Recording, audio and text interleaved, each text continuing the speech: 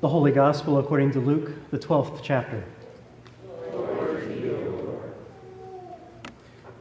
Someone in the crowd said to Jesus, "Teacher, tell my brother to divide the family inheritance with me."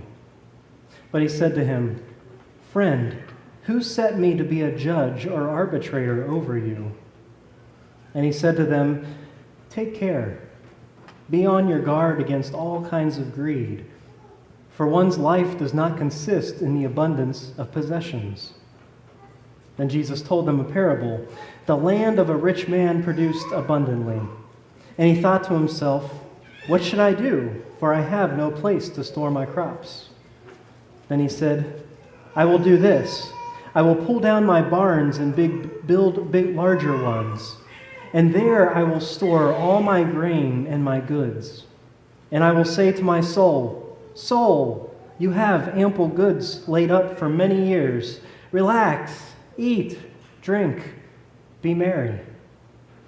But God said to him, 'You fool, this very night your life is being demanded of you, and the things you have prepared, whose will they be?' So it is with those who store up treasures for themselves, but are not rich toward God."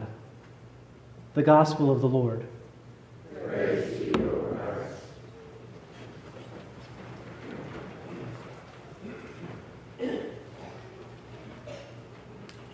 Every now and then, something from seminary stuck, right? And so I specifically remember one of my seminary professors talking to us about how we write a sermon. And in regards to the exegetical work, all that work that goes into studying and digging into the Bible passage so that the preacher will have a strong, solid base from which to preach, this professor told us that all that work we do to prepare for our sermon is like our underwear. He said, "Your congregation doesn't want to see your underwear. They simply trust that you're wearing some." And he said the same goes for your sermon prep.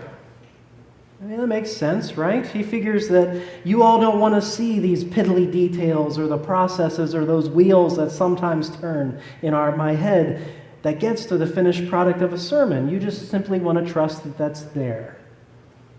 Well, guess what? Today I've decided to show you my underwear. No, I can get fired for that. It is Undie Sunday, right? Okay.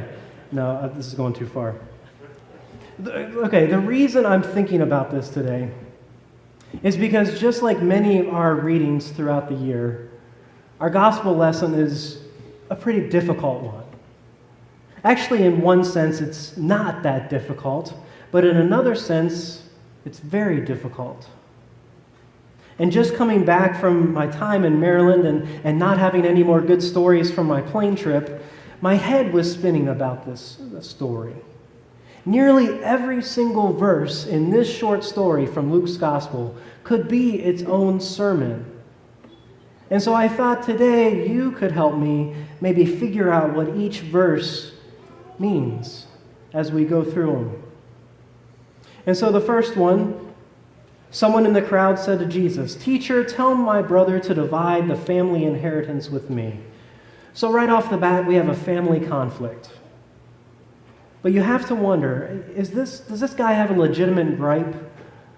Or has this family member even passed away and this person has not received their fair share? Or is this like the prodigal son, where the younger son inappropriately asks for his share of inheritance before the father even dies?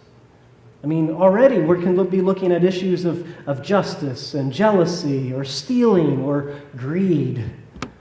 We're off to a good start already. Okay. So then Jesus responds, "Friend, who set me to be a judge or arbitrator over you?" Well, I thought God did that, right? I thought we confessed nearly every week that Jesus will come again to judge the living and the dead, which means that now we're in this paradox of how we get to live as free human beings because of what Jesus did, and yet we're judged in the end about how we lived. Or did Jesus just mean that he wasn't sent here to settle these petty disputes that we have among one another? Is it earthly matters versus kingdom matters? All right, more questions we have already. So Jesus goes on, take care. Be on your guard against all kinds of greed, for one's life does not consist in the abundance of possessions.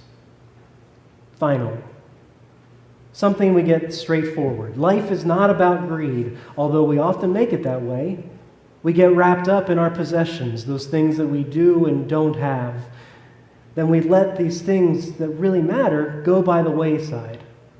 There, that'll preach. But that always seems like a broken record, almost. And now we know what records are. So then Jesus continues with, surprise, a parable. Once upon a time, I wish they started that way, the land of a rich man produced abundantly. And he thought to himself, what should I do? For I have no place to store my crops. All right, another straightforward piece, but we need to remember that back in those days, especially, and under the Jewish understanding of the law, an abundance was seen as a gift from God. People prayed for good harvest, and they gave thanks when that harvest was good. But there was also an understanding that God had a purpose for that abundance, and any good Jewish person would know that.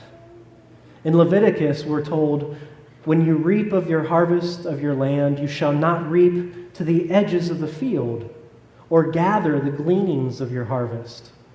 You shall not strip your vineyard bare, or gather the fallen grapes of your vineyard. You shall leave all that for the poor and for the alien.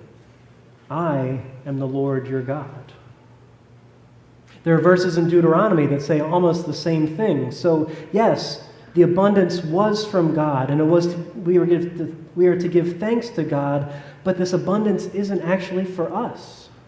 It was to be shared. It was to be left for those who needed it. The poor, the alien, the orphan, the widow, so that they could get a share of the abundance. Maybe the rich man in this case had done that already, and there was still such an abundance, but I'm guessing from Jesus' tone that that wasn't the case. Because he goes on, the rich man said, I will do this. I will pull down my barns and build larger ones, and there I will store all my grain and my goods. Now we're getting to the good stuff. Greed, hoarding, selfishness. Let's build bigger barns, more storage units, more garages. Oh, I was going to skip that one. Let's just go forward. Okay, the rich man keeps talking. I will say to my soul, soul, you have ample goods laid up for many years. Relax, eat, drink, be merry. First off, that's one of my favorite lines. Soul, you have ample goods. I feel like this is Jesus saying it's okay for us to talk to ourselves. But then I wonder if today we can actually feel like we can relax and eat and drink and be merry only when we have ample goods stored up. We're only fat and happy when we're rich, whatever rich means. If we're not there yet, we better keep working. So what happens to this rich man? Jesus says that this is where God shows up and says, you fool, this very night your life is being demanded of you, and the things that you have prepared, whose will they be? God lays into this rich man, and Jesus finally wraps up this parable. So it is with those who store up treasures for themselves, but are not rich toward God. So there's our final sermon, which could still take many shapes. We could say, you can't take it with you. Or we could say, you've never seen a U-Haul trailer following a hearse down the road, have you? Or we could say, don't be greedy. Share the abundance. So many things, so simple, right? Almost too simple, it felt. And I could easily preach a sermon about our greediness in the midst of abundance. I'm sure I already have. And there are times when we need to repeat that and need to hear it again, but it just felt like there were too many questions and there was too much conflict that couldn't be ignored today. I mean, is this parable telling us that if we have more than a few dollars saved in a retirement account, that we're missing the point? I for sure know of people who have saved, and they've skimped on every little thing that they could just so that someday they would have the opportunity to relax and eat and drink and be merry, and then they never had the chance to get there and use it. I mean, is that where Jesus says, I told you?